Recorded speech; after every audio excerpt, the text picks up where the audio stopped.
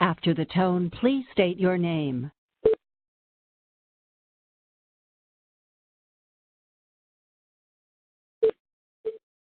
And more people will call in as we go here. I know everyone in the room right here knows who I am, but there are some people on the phone that don't know who I am. So I'll give myself a little introduction. My name is Grant Waldy. I work in the Vancouver office for Parsons, and I primarily am a bridge inspector. So I spend about 6 months of the year in Vancouver, and I spend about 6 months of the year on a plane. So last year I did about 50 flights. I'm pretty much always going to various different places. I travel all over North America. I put on rock climbing gear, and I climb around bridges. So it was kind of a nice transition from what I do 9 to 5 to doing this. We do a lot of work with the National Park Service, Banff, Jasper, Lake Louise, West Coast Trail. And because I do a lot of horizontal hiking, I wanted to kind of add that and do some vertical hiking. I have no idea how I would do with elevation. I was born at sea level. I live at sea level. And I know some people get up to elevation and they have terrible headache problems.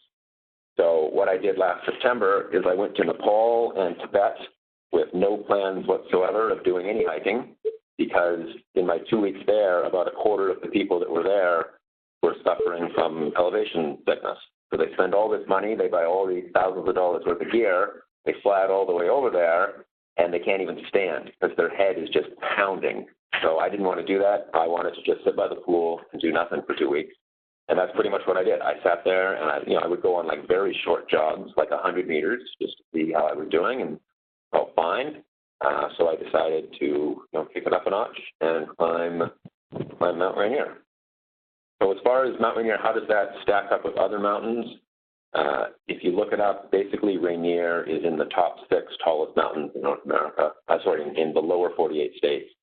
Mount Whitney is taller by just a few feet, but basically these are all the tall mountains that are in the lower 48 states. And Rainier is considered kind of the Mount Everest training ground because it has lots of glaciers and crevasse crossings, where some of these other mountains are higher in elevation, but they're down in the Sierra, and there's not a lot of snow on them. So you don't really get the same sort of technical Where are those mountains? The other mountains, so California, it's basically the Oregon, California, Washington range, getting more south. Mount Massive and Harvard. Yeah, Mount Massive, so we can just click on right here. So Colorado, Elbert is in Colorado. This one's in California, Whitney's in California, Colorado, and then Rainier's in Washington. So they're all kind of part of the same long range there. Are they all of the volcanoes? No, they're not. The ones that are volcanoes is Rainier, Harvard, and Massive, and then these 3 are not volcanoes. So that's another thing of being on an active volcano. But Mount Rainier is an active volcano. I'll show you some of the activity when we were up there. Kind of adds to all the fun while you're doing it. As far as elevation, 14,000 feet, 4,300 meters. So that's twice the height of Whistler, roughly. To give you kind of the context there. So what's that grassy cable car? So the highest up you can go, you can basically go to 1.5 Whistlers down the mountain. That's kind of the highest up you can go. So for those of you, here we are in the red box. Zoom in a bit more. So it's pretty easy. I mean, our first day of classroom time was at 3 p.m. on Monday. So basically, I woke up in the morning and I had breakfast, and then I just leisurely drove down. So here I am up in Vancouver, and it just takes a couple hours to drive down to Mount Rainier National Park. There it is there. You can see it kind of has the classic volcano cone look to it. And the next photo is, it's a federal park. There's lots of good exhibits all over the place. But it's just teeming with tourists. It's just like Banff. There's hundreds, thousands of tourists all over the place. Okay, so here's the actual map. Now, where we stay, because it's a park, you can't stay in the park. We stay in this town of Ashford. And we got there about 3 o'clock, and we do all of our training and our classroom time in the park, outside the park, and then we drive to a place called Paradise. So that's an elevation of 1,600 meters. And basically what we're going to do is we're going to go from Paradise up to Camp Muir, and that's the same distance as Whistler Village, Whistler Summit. and then we're going to spend a couple days in Camp Muir kind of acclimatizing and doing some more skill stuff up in the crevasses. And then on our summit day, we're going to go from Camp Muir up to the summit, and then we're going to hike all the way back down all in the same day. So that last day was 12 to 15 hours of constant hiking with, you know, you stop every hour or so for just a little break, but it's about 12 to 15 hours of hiking. What is the distance? The total distance, as far as actual, like a straight line distance, it's only about 6 kilometers. It's not a lot of straight line distance, but you have switchback, back and forth, back and forth. So you probably end up walking about 15 kilometers, but really it's the elevation that kills you. Just what did you carry up the first part, and then what did you carry to the summit? You carry all of your hiking gear plus a backpack, plus a sleeping bag plus food up to Camp Muir. Yeah. And then on summit day, the only thing you carry is basically the clothes on your back, and your backpack has food in it, and that parka that's in front of you. So you don't carry, I mean, just enough to get you up and down, and if any emergency happens, you have a parka that you can put on. how high is that Camp Muir? Camp Muir, that one's 3,100 feet, 3,100 meters, or 10,000 feet. 1,200 meters that you get to the summit. That's not too bad. Yeah, not too bad. Is that a hot air or? I will show you. Yeah, we have, there are a bit of both, depending on what guide service you pay. So I paid for the more expensive one, so you get the better accommodation. Feather duvet. Yeah, feather duvet, that's right. Wi-Fi and a hot tub and a pool. No, they didn't have any of that, but I'll show you. How much was the guide? How much was the guide? So as far as the cost, I mean, it all adds up because you got to buy the gear, you got to buy all the stuff. You pay the guides about $2,500. Yeah. So 3 days. Well, 5 days. It's the whole week, Okay. and that's split over all the guides. And they had 6 guides. How many people? 6 guides for 16 people. What would it cost if you owned that one and stuff and went and did buy stuff? So if you wanted to buy all the gear tomorrow at Mac, No, not because of the gear. Gotta buy the gear if you're gonna get into this business.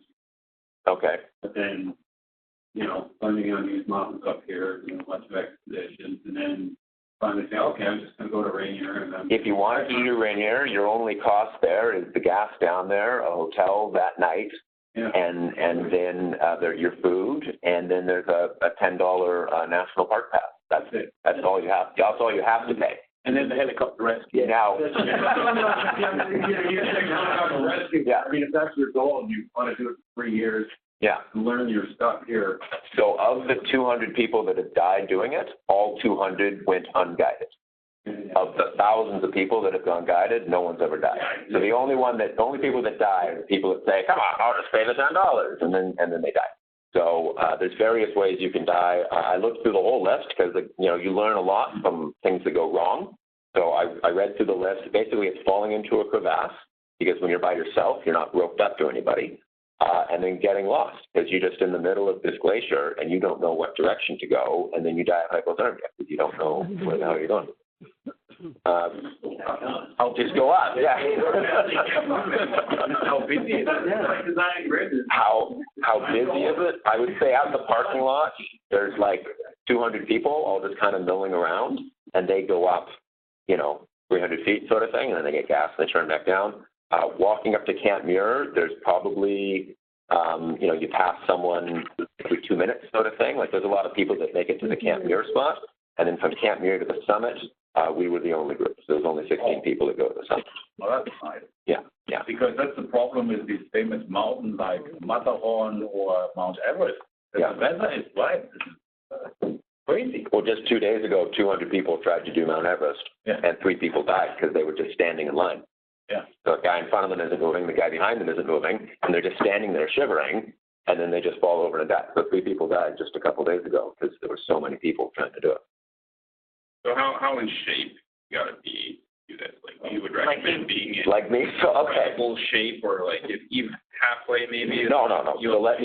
So basically what they do is when you sign up, they start sending you get in shape emails, and they say like, this is what you should be able to do in month 1. You should be able to do this. Like I signed up 6 months beforehand, and they said basically, some people show up and they brag about how they can run a 10K in 35 minutes, and they're just incredible athletes, and they don't make it. because they never go hiking. You need to put hiking boots on your feet and a backpack on your back and actually go hiking, because that's different than being a top NHL player. It's a different thing. I mean, those guys are in better shape than I'm in, but it's a totally different thing. So they talked about suffering from boot bang and also shoulder sores. So if the only thing you put on your feet are running shoes, flip-flops, and dress shoes, you never have anything hitting you right there. You just never have that feeling. So if you wear hiking boots, if you wear ski boots, work boots, you get that sort of, that sensitivity goes away. But these guys, they say once a year somebody shows up and they brag about how they do a triathlon once a week and they're in incredible shape and they don't need to exercise whatsoever. And after 12 hours of hiking, every single step is like someone's jamming a fork into their shin. So it's not really about being in incredible shape, it's being about like in specific shape for them. So what can I do? I can run a 10K in 55 minutes, which is not incredible. That's like, you know, that's a reasonable shape to run 10K in 55 minutes. And also I can walk upstairs. Like yesterday at the gym, I was on the Stairmaster for 3 hours and I did 500 floors. Boring, but I was watching the Raptors game. So, you know, it's just, can you just go slowly at a slow, steady pace? So you don't have to be in the same shape that James Lambert is in, one of the Palmers, and you have to you have to be the shape that I'm in, which is just kind of a regular type shape. In shape. In shape. You just have to be in shape, basically. And the better shape you're in, the better time you're going to have, for sure. Yeah. But you need to do lots of hiking. Lots of hiking. Hiking with a backpack on. Yes. And with a weighted backpack. Like I have a 50-pound backpack that I wear. You did a lot of upstairs. Did you do a lot of down? Did you find that going down you had knee trouble? Down was harder. I think my skiing down helps me with the down. And then when I'm at the gym, I don't take the elevator down to the parkade. I make sure I walk all the way down the stairs just to feel kind of the wobbliness. But definitely the down is harder because you don't get much practice going down, but skiing helps you going down. I found that going up lines because when I used to hike the line, my knees are in better shape now. Yeah. I remember going up with a bunch of guys from Delcan 10 years ago. The down kills you, for sure. I did the ghost grind once down, never again. Exactly, yeah. So the way to do down is to bike and to ski. That's basically the way you do down. No $10, big lineup? Yeah, exactly. My thought, I'm not paying $10. I can do it, but the problem is really the steps are too big, and every time you go, you have to impact. Yeah, the impact, yeah. Especially about core. And this is tougher than going about core. Yeah, and then I had really muscle pain like how after. Exactly. Never going from up. So obviously you couldn't ski down on this trip. You can. So we made it, there are people that ski from Camp Muir down, and a lot of people were on skins, and they were skinning up, and then they would ski down. So Here the other thing is, Grant, walking in snow, that's not a hike. That's a totally different thing. Complete different That's thing. right. And especially when the snow is soft. That takes so much extra energy of you. And you have to admit as well, when you go over 4,000 feet, you don't have the oxygen That's right. anymore. So that slows you as well down, and you need to find your... So they taught us some, so I'll get to that, but they taught us some tips for Let the man talk. how to go. No, it's fine. It's okay. We can interact with it. That's totally fine. So here's Rainier. Here's the active volcano. Here's where the lava flows in case it flows. And so I was staying overnight in Ashford, and then our hike goes right like this. So basically death by volcano would happen for sure. There's no way to escape it if that were to happen. The company I went with, I can't say enough good things about it. RMI Expeditions, so that stands for Rainier Mountaineering Incorporated. And they have this gear guide, which is just fantastic. I mean, they lay out exactly, this is the guy that started the company. We got to meet him, Peter Whitaker. And they go through absolutely all the gear you need. And, when it comes to backpacks, there's 5,000 backpacks you could buy. They don't give you 5,000 options. They give you basically 1 to 3 options. You can buy them at MEC. This is exactly what you need. Yes, some people would show up with different gear, but the guides would go through every piece and tell you if you should do that or you shouldn't do that. So when we got there at 3 o'clock, we had this day school, and the main part of that is you explode your pack. And he says, show me your crampons, show me your helmet, show me your ice axe, go through absolutely everything. And he would say, I'll tell you if this is going to make you uncomfortable and you're free to buy something better. We have a store right here. I'll also tell you if this is going to make other people unsafe, and if you don't buy the new thing, you're not coming on the trip. So yes, some people are like, oh, this is my lucky jacket and I love it. Like, well, that's not the greatest jacket, but you'll be okay. Or no, you'll die of hypothermia and then I'm going to have to drag you down. You have to buy that new jacket right there. So pretty much all of us needed to buy one new piece of equipment. I needed to buy a new shirt because I brought a long sleeve T-shirt, but the material was too thick. And so they sell this specialty long sleeve T-shirt that it's like lingerie thin. It's super, super thin, but it keeps you out of the sun, and it has a hoodie on it. And I'm really happy that I bought that because if I would have had my thick long sleeve T-shirt, I would have just died from all the sweat because you do get really hot when you start to hike. Sleeping bags, ice axe. Most of the stuff you see here is on the table right now. I followed your guide to the T because you want to have all the right stuff. You know, one guy showed up in his like work climbing harness, like with the big heavy 15-pound work climbing harness. And the guy said, no, that's stupid. Like every ounce counts. So you need to have like the lightweight stuff. But they let him keep it. They said, if you want to do that, you're going to be in horrible pain. And she's like, no, it makes sense. So he went and bought the lighter one. The helmet, you know, one guy had a bicycle helmet. So you need to have a proper helmet with a chin strap. Hiking poles, you can really use anything. I mean, some people just had regular non-collapsible ski poles, which was fine. They're a little bit more cumbersome. We all had avalanche transceivers, so they give you an avalanche training course. Basically, it's on constantly. The batteries last for 300 hours.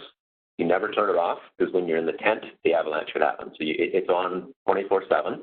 And they don't use, like from a technology point of view, I was kind of interested, they don't use like radar or sonar where things go out in concentric circles. That takes a lot of battery power. They use a magnet where the signal goes out in butterfly wing because magnetic fields are out in a butterfly. So when someone's buried in the snow, you don't actually find them in a straight line like you would for sonar and radar. You find them in this big curvy arc to them. So it takes, you know, an extra minute to find them, but the battery also lasts for 300 hours. So it's kind of a trade-off. And an interesting note, they told us how long you can last when you're buried in an avalanche. And I was thinking seconds. They said it's usually about 15 minutes you can last totally buried because there's big ice boulders and there's rocks and stuff. So there's lots of air that comes through the avalanche. And they said what kills you is that it takes about 15 minutes for your warm breath to melt a cone around your head, and it freezes around your head, and then that's impermeable to oxygen. That takes about 15 minutes to melt that. So they said don't scream, don't yell, try not to breathe very hard at all. Of course, you're panicking, but try not to breathe, and your avalanche beacon will be beeping. And on my beacon, as I'm trying to find you, it has an arrow that basically says, you know, he's in front of you by 15 feet. You keep walking towards it. 15 minutes enough? No. You get to Probably not, but I mean, maybe. I mean, it might be enough. maybe if you're inside. It depends how deep you are. You tend to kind of float about 6 feet below the surface. You don't go down 200 feet. You're not too far from the surface, and your foot might be sticking out. Something like an airbag that keeps you. Some people have that. We didn't. I mean, it's extra weight. But sometimes groups turn around. Like our guide was telling us there was a wedding party coming up a couple years ago. So the bride and the groom and the minister and the mom and the dad, this whole wedding party was going up. They wanted to get married on the summit. And a few hundred feet from the summit, the guide said, no, the avalanche danger, there's no way, like I can tell, like our line will cut the snow and it will collapse on the people below us. This isn't like a maybe avalanche. This is definitely going to be an avalanche. So the bride and groom, they got married like couple hundred feet south of the summit. They just set up camp right there and got married. They're divorced. They're divorced now. Sunglasses are super important. You need to have, I had things called glacier goggles, and they go right tight against your face. Ray-Bans or aviators or anything that is flat, not going to be good because you're going to get sun in through the side and you go snowblind. You get a sunburn on your eyeballs. You definitely need to have really tight sunglasses on your face. Headlamp, ski goggles, that's kind of standard stuff. I loved how they called this, where was it? They called this a warm hat. Yeah, some people called it a beanie, but anyways, we had, it doesn't really matter. Hats, just keeping yourself out of the sun. gloves are key. 3 pairs of gloves are needed because if you lose one glove and you only have one glove, now you're losing your hand. So if you lose 2 gloves, now you're losing your hand. So they made sure we had 3 pairs of gloves. You have lightweight gloves and medium weight and then heavyweight. So the heavyweights are these mittens here. That's only on summit day when it's really cold. The lightweights you wear when it's hot out, and people say it's hot out. Why do I need to have gloves on? And the guide said, well, you're going to get sunburned hands. I've never in my life had a sunburned hand. That's insane. But I listened to the guide, and the guide said, you're free to not listen to me because I know your pain is not going to hurt other people. You should put your gloves on. So of the 16 people, 2 guys were like, oh, come on, I'm not going to get sunburned hands. They had hands as red as my booties. They were completely sunburned hands. And all that you do on the upper mountain is all cramp on. It's all like working with your hands. And every single movement of their hand, they were just in screaming pain. So listen to the guides. They know what they're talking about. The boots, I'm really glad I bought the lightweight ones. You don't necessarily need gaiters with the boots that I have, but I'm glad I was wearing gaiters because I wasn't so used to wearing my crampons. And with my right crampon, I spliced my gaiter right open. And gaiters are $20 to replace, but my boots are $1,000 to replace. So I'm really glad I was wearing my gaiters. The crampons are really sharp. Another thing that I learned on the trip is kind of the layering system. So one guy showed up with his big, giant, what's it called? What's that one that we have in Canada? Canada Goose. His big Canada Goose jacket, which is not what you wear on this at all. You need to have a layered system because it's really hot at some point, and then it gets colder, and then it gets colder and colder, whereas Canada Goose is super thick or nothing. So you need to have multiple different layers, base layers, medium insulation. And something that I learned is not your final layer is your Arcturus hard shell. Your final layer is actually that big puffy. So when you get to any sort of break and you take your backpack off, you put this big puffy on, and it's extra, extra large. I'm not extra, extra large, but you need that because you're wearing all these layers, and then you're basically sitting there in this warm sleeping bag. It doesn't heat you up or cool you down. It just keeps you at that temperature. So that's, I think, Mammut. Yeah, I got a Mammut jacket for that. A few more layers, clothing. So here we are, parkas on at 11,000 feet. Multiple different layers of pants we're wearing all the time. I never wore shorts because you don't want to get sunburnt legs. I sliced open the seat of my pants. I also sliced open the knee of my pants with my ice axe because you don't really think about how sharp it is, and it's just right beside you, and then whoop, whoop, you just sliced open your $200 pants. So really got to be careful with the sharp things that you're holding in your hand. More pants stuff, and then just, Okay, so there's my gear. And my challenge was to get all of this into one backpack because you got to carry every single thing up. Plus food and water. Another thing to know as far as water, I brought a camel bag, and that's another thing the guide said, throw that away or just put that back in your vehicle because the tube will freeze up. You can't drink anymore. The tube will also potentially break, and now it's leaking in your pack, and now your pack's frozen.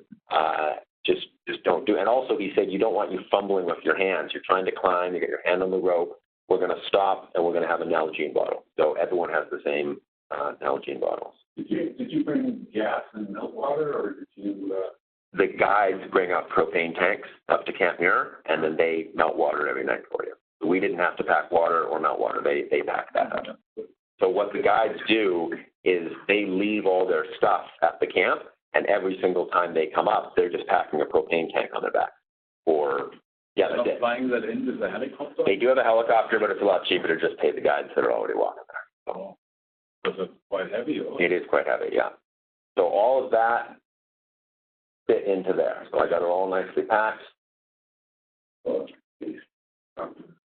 As far as the weight, that I trained with a 50-pound pack. That pack was 40 pounds, and they said, 35 to 40 is where you want to be. If you do Everest or Denali, that's like 65 pounds. If you do Kilimanjaro, that's more like 30 pounds. So you want to train with about 10 more pounds than what you're going to be using. Why is Kili 30 pounds? Oh, you said 30. Yeah, Kili's 30. Yeah, Kilimanjaro's 30. Now the Sherpas will carry up to 100 pounds. The Sherpas will carry a bunch. you drive to Ashford, and it was hot there. It was like 35 degrees Celsius. It was really hot. But that's at the base of the mountains, kind of in a valley. So here, Rainier Base Camp, they've got a climbing wall, Whitaker mountaineering. It basically felt like summer camp. They have a whole bunch of different cabins and buildings there. It's really, really well laid out. This is the cabin I rented the first night. You want to be nice and comfortable the first night. One person in our group decided to tent the first night. That's a stupid idea. I mean, you're about to do something hard. You should be sleeping in a bed your first night, right? So. Did they make the summit, that person? Maybe $200 or something. Probably. No. Oh, No, they did not make the summit, no. So, you want to have an area where you can just lay out all your gear. And imagine if it's raining outside. How are you going to lay out all this stuff inside your tent? So the stuff that I brought a bunch of extra stuff to allow the guides to say, wear those pants instead of those pants, wear that instead of that. So basically the stuff I took ended up all over here. And this is a bunch of stuff that I was cutting.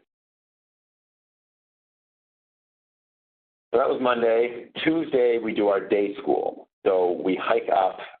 We don't hike very far. We probably hike for about 20 minutes, just so you get into some slushy snow and you just start to play around, putting on your crampons, walking around. So that's basically when we lost our first guy.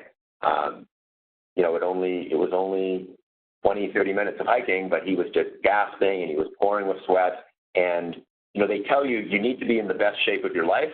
And he was. He lost 50 pounds to go on this trip, but he was like 300 pounds, and now he's 200. I mean, he's still not in hiking shape. So, what's that? It was, yeah, and he said, he's like, this was a very high goal, and I went from being like wheelchair-bound obese, and now I'm hiking, and good for him. It's way better for his blood pressure and his heart, but he's not yet in Rainier shape. So on the first day, we lost the first guy. And basically what you do here, I think I'm going to talk about him. We go through all the various different walking techniques, how you hold the ice axe. There's certain ways to hold it so when you fall, you instantly jump on your stomach and you kind of dive it in, and that makes like a stopping motion. And for him, he's like slowly getting down. You can't do that. You have to dive into the ice. So he still had a good time. I mean, he said, I knew this was going to be my limit. I didn't know if the summit was going to be my limit. I didn't think 10 minutes in was going to be my limit. But, it was interesting, and he still had a good time. They let him stay. I mean, he was still kind of hanging out and watching us, but he was a little bit off to the side. We had 6 guides. This was one of our guides. So he introduced himself as Dave. He said, hi, my name's Dave.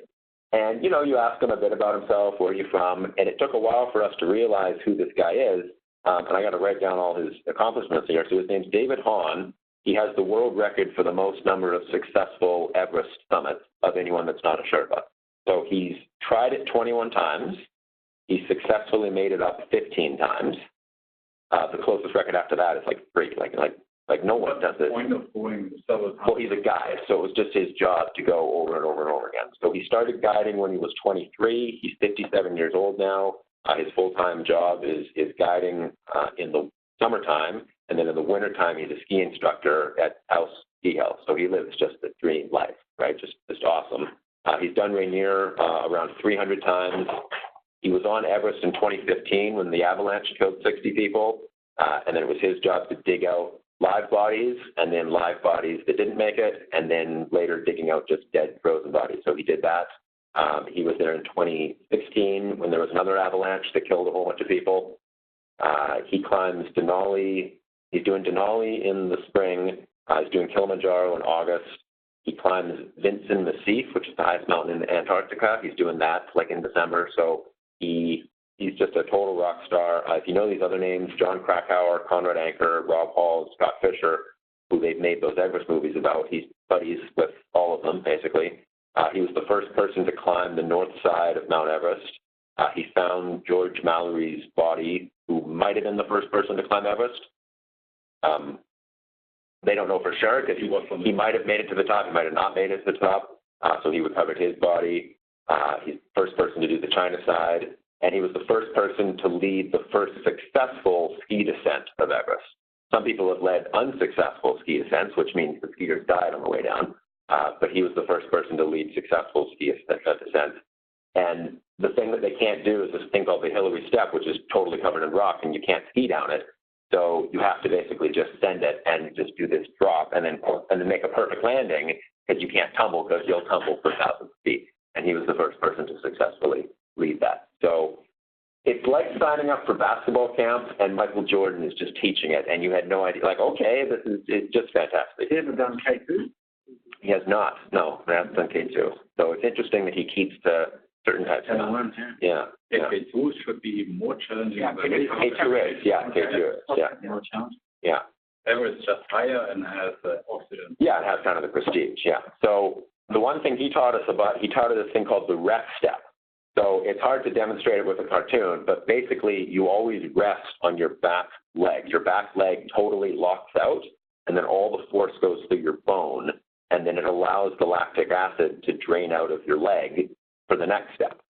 So every step, he's going step, step, step, step, and it's just allowing that acid to drain out. So when I do the grouse grind and I see people running past me, I can't do that. Like I can't, my legs are just on fire to do that. And he can't do that either. Like he hikes at a nice, slow, steady pace right from the parking lot. So when we started out, we had kids and old people just like running around us, and we're just going step, step, step, because the goal is the summit. The goal isn't to sprint up and get your heart rate up. He basically said if your heart rate is up and if you're breathing hard, you're doing it wrong. You just need to be in kind of a state of relaxation the entire time that you're going. So there's the rest step. He taught us something called the duck step, where your feet go to the side. You do that when you're going up really steep stuff. The side step, I love the side step. You're basically crossing over your feet all the time, and then with your uphill arm, you're locked because you don't want your biceps and triceps to feel any of the weight. You're locked out, and you're just leaning on your cane. You're basically almost falling asleep as you're slowly walking up the hill. And we would see other people in our group, people who didn't make it to the summit, who were just panting, and they're trying to go up like they're running. But you got to just go step, step. You got to go nice and slow. And then as far as going down, when we were back here on the mountain, we practiced some stuff called the plunge step, where you're basically digging in your heels. That's a way of kind of a controlled descent. And another thing is called the ski step. You take off your crampons, and you're basically just kind of sliding down. That allows you to go down really fast, and you're not having that impact. Every step is kind of like a into it. Special technique. It's special technique. So that's why we spent the entire day doing it. Especially with 20 kilos on your back. Especially with weight on your back. Yeah, absolutely. Yeah, and we go through all the stuff with the axe. And then interval rope walking is hard to do. So I'm tied on a rope to the guy 30 feet in front of me, and I have to walk at the same speed as him. So if the rope is tight, we're doing it wrong. If the rope is loose, we're doing it wrong. The rope always has to be at about a 45 degree. So as soon as it goes left, you need to go slower. As soon as it goes more, you need to go faster. And that's hard to do, to walk at the exact same speed as someone 30 feet in front of you. Beside you, it's real easy, but when he's way there, it's kind of hard to do that. So we spent the whole day practicing that. Again, went to sleep back in the same hotel that night. And then we start hiking up. So we wake up at 7 o'clock in the morning. We start hiking, and it's, as far as the technically point of view, it's pretty easy. It's kind of like walking on a sidewalk. I mean, you're just walking on a constant uphill, snowy sidewalk for hours and hours and hours, and you just want to keep slow and controlled. He taught us a thing called pressure breathing, which he swears by it, and if the guy's done Everest 15 times, I should probably listen to him. Basically, you blow out as hard as you possibly can, like you're trying to blow out candles of a birthday cake that's sitting on the ground, and then you do a long suck back in. And you do 3 of these in a row, and you kind of feel a little loopy in your head, and then you feel fine. You're not breathing hard at all either. So he would turn around. He's always evaluating us, and he'd see some people gasping for breath, and he would say, do your pressure breathing, like try it. Oh, it's kind of silly. Okay, well, you're not going to make it to the summit if you think this is kind of silly. So you breathe out as hard as you can, and then you do this long suck back in, and it works. I don't know the fluid mechanics of it. It kind of sounds hokey. It might be a placebo effect, but. And how often are you doing it? You do 3 times, and then you maybe do like 20 steps, and then 3 times, and then 20 steps. Yeah. As someone who plays an instrument with your mouth, you do that all the time. Mm-hmm. And you can actually increase your lung volume by this as well. Yeah. You get more air into it, and you will increase the way how the blood Probably, yeah. That is, I think, the key on this. I mean, I don't know the science of it, but it worked for him, and I would. You have two ways of pressure. You can put this in the lung, Yeah. the lower body, the tummy, or you can put it in there. Here. Yeah, exactly. And getting this in, this is so super important because it gives you more ability to get the oxygen to the blood. That's the key. Yeah. So I'll say, like, when I do the grouse grind, I'm out of breath. When I go for a run, I'm out of breath. I was never out of breath on the How stretch. did you go trying to remember? Because you've only had the training the day before, Yeah. I assume, and then you have to implement it all in one day. Oh, my God, So yeah. Did you have to try and do it yourself mentally, or was he the one that keyed on? He would yell at us a lot. Yeah. Every time he did it, I would do it. But you're thinking about the proper stepping. Yeah. You're thinking about your ice axe. You're thinking about and as you're doing the switchback, you have to be crossing your ice axe always to the uphill side. All You're the holding time on to trying to blow certain it. places. All the time you're trying to blow out candles. There's lots of He was the one that would have to. Every time he would do it, I would do it, basically. Yeah. Cool. So we make it up to Camp Muir. So that was when the second guy quit. He got up to Camp Muir, and he's like, everything is on fire. I've never been in, I'm in pain in my fingertips, like everything. I've never done this. His job was a motivational speaker. And no. You laugh at him first, but what he said he said, I'm good at everything I do. I never do things I'm not good at. So I'm not going to train for this, and I'm going to see where my limit is. I'm definitely going to find my limit. I don't know if it's going to be on day one or where it's going to be. He wants to know what failure feels like. He definitely felt what failure felt like. He was just totally spent. Was he a bit bummed out? Like No, he was like, perfect. I'm going to talk about this at the next week's conference. Yeah. This was like an experiment. An experiment. He wanted safe failure. a safe failure sort of experiment. Yeah. So because I got the better guides, we didn't have to sleep in the tent. We get to stay in these like Tibetan style huts, which is great. I mean, you go inside and there's little beds. I'm so happy I went for that. It's really great. So this is at Camp Muir, and this is the distance of Whistler Village to Whistler Summit. So that's about 6 hours of hiking, and we get to Camp Muir, and you're pretty exhausted. I mean, you basically just want to go to sleep. There's days. So there's kind of the motif of the inside. There's exposed wire and a bunch of, this is what it looks like on the inside. So then the next day we want to practice some of our skills more so. That would be now, Monday, Tuesday, that's Wednesday. And we want to be just kind of hiking around, keeping the blood going, keeping the legs moving. And we're doing some more practice on the mountain. And the guides want to see how we deal with height, because you're going to have to walk across some of this stuff. So this is me in my GoPro helmet cam, and I'm standing right on the edge looking down into this crevasse. So the Mount Rainier has a bunch of glaciers on it. We were on a glacier called the Ingram Glacier, and it has 19 of these. Now this one's fairly obvious, like that one's right there, but the other 18, they've got these snow cornices that have closed them up, and you don't know where they are. And we're walking back and forth across them every day, and we don't necessarily know where they are. Now, as the snow starts to heat up, it's starting to fall down, and by the time August is here, all of them are going to look like that. But one thing that we're doing is we're actively finding them and mapping them out. So, and they're constantly moving downhill as you're going. So that's not me, but I'm taking that picture doing the same thing. So he's at a 10-degree lean, basically. One of our guides, one of the younger guys, wanted to kind of show off about how much he could lean. So he stood on the edge, and he wanted to get back to a 45-degree lean, and then his feet gave out, and then he fell in. So he didn't fall too far because he was on his harness, but he fell in, like 10 feet sort of thing. And now he's in there without his ice axe because he wasn't planning on falling, so he didn't bring his ice axe. How the hell are you going to climb out on a sheer wall with just a little cable that you have to kind of hold on to? So he was trying to so eventually he got his way out. And Dave Hahn came over to him and whispered to him, he's like, did you mean to do that? He's like, I did not mean to do that. Don't do that ever again. That was, especially as a guide in front of everyone, right? This can break you. Hey. Yeah, the corners can break right off. Yeah, absolutely. Yeah.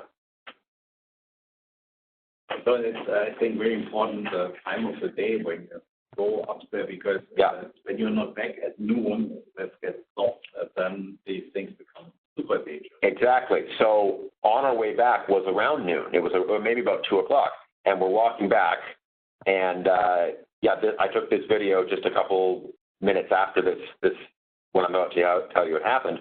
So the guide was in position number 1. One of the climbers, Luther, just another tourist, was in front of me, and then there was me. So we're walking across these 19 cracks. We don't know where they are.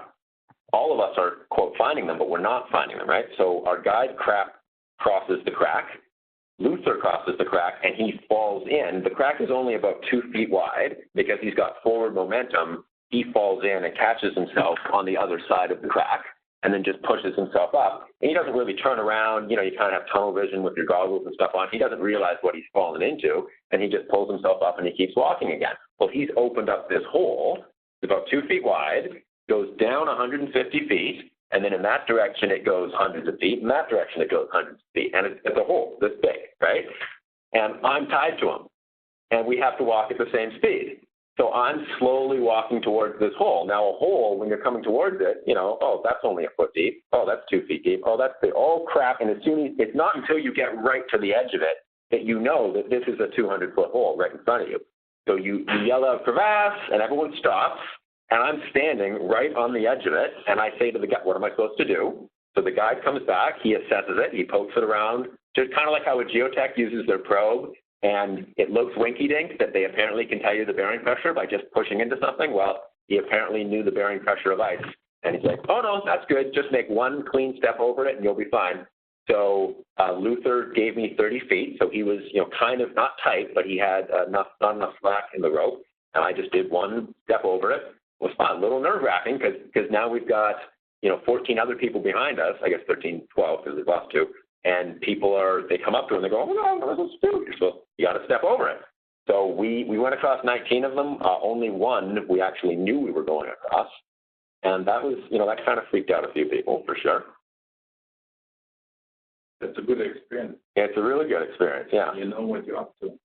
And so now we're far away from tourists. You know, we're past Camp Muir, and some of these videos are kind of out of sequence because we do some of the hiking at nighttime. So I just want to show you what it looked like during the day. That's Luther. That's the guy that fell in, and just beautiful views up there. Air is nice and crisp, and there's some tents there of some people that are making their push on a different day. Let's go here. Oh, okay.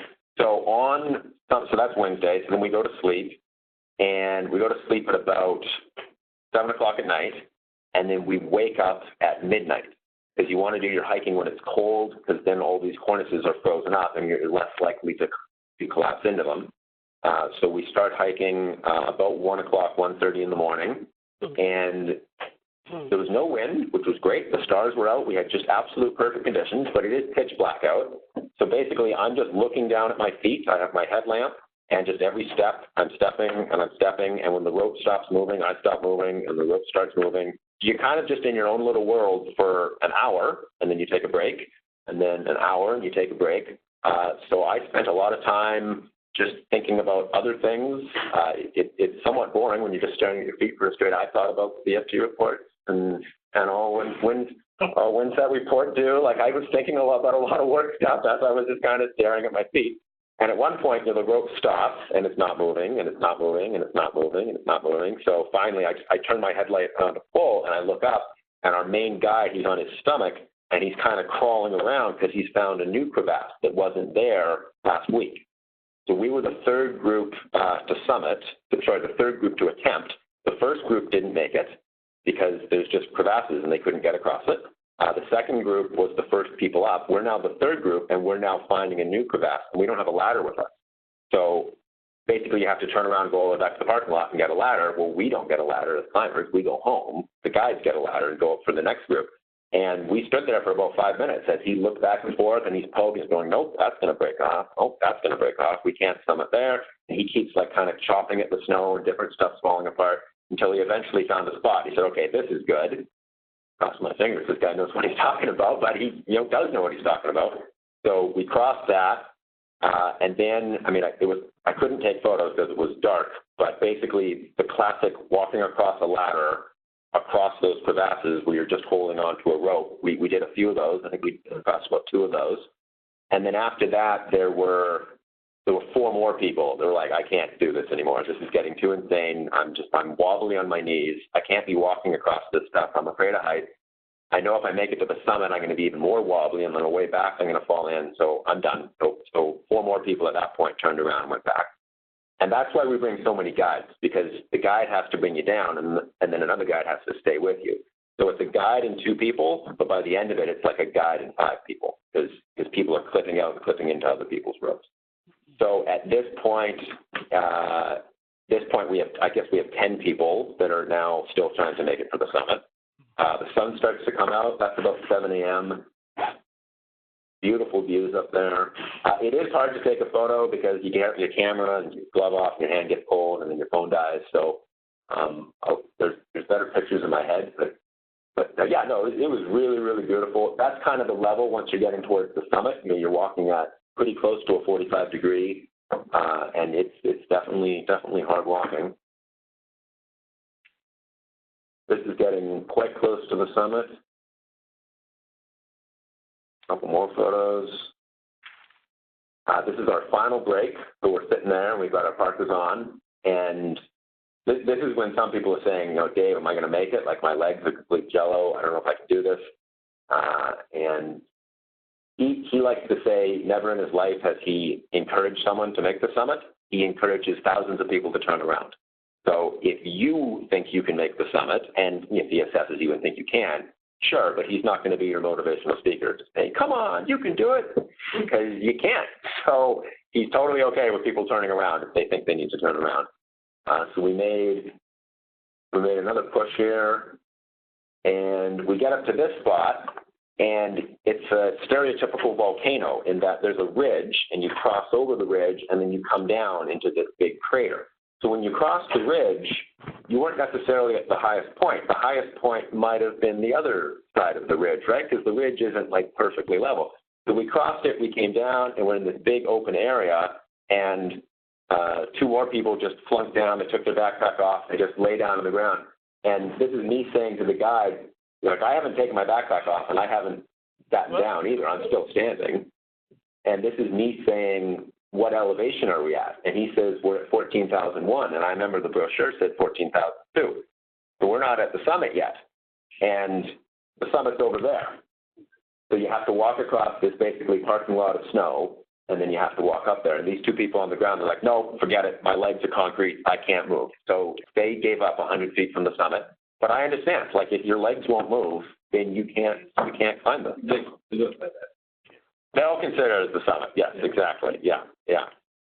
So He's probably not that much better. well, yeah, the best views were these photos I showed you back here. These were the best views, because once you get up into the summit, you're kind of in the clouds, and you can't really see much anymore anyway. So the best views were about 300 feet from the summit. So what's the diameter of this? I would say maybe 500 meters.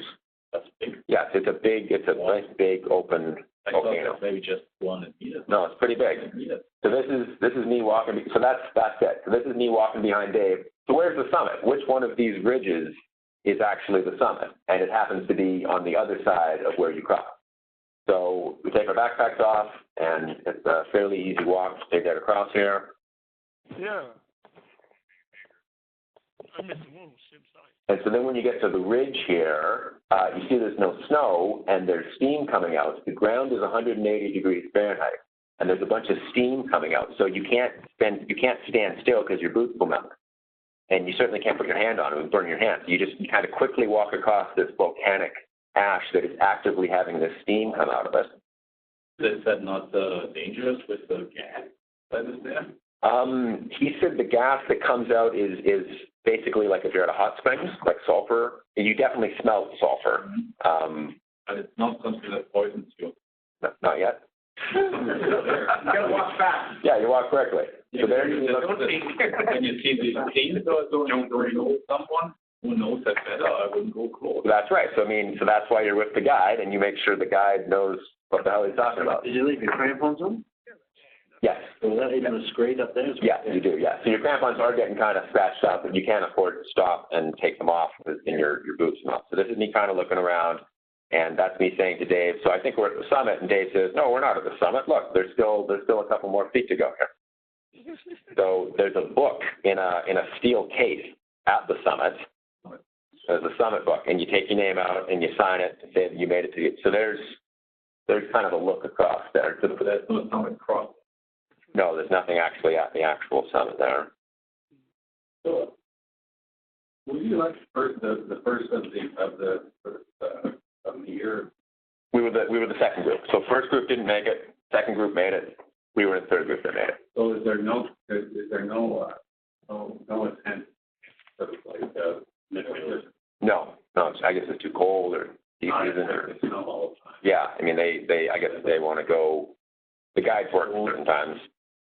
So there's me and Dave. And so then at the actual summit, you're kind of in the clouds and you don't really have much in the way of a view. You can see it's just kind of hazy when you look out. You don't really. That is my. There we go. I'm representing Parsons. Yeah. Yeah. This is something for P-Rep. T-Rep right there. I got Parsons there, and I got Dave to sign my helmet when we were done. Looks like something else down. Yeah. Exactly. Yeah. Oh, you got it specific. So then they give you a certificate, and then So people that didn't come up, they didn't get the certificate. everyone gets a certificate. But I think they're say something a little bit different. I think there's $500 you can expect the certificate. yeah, there might say something different.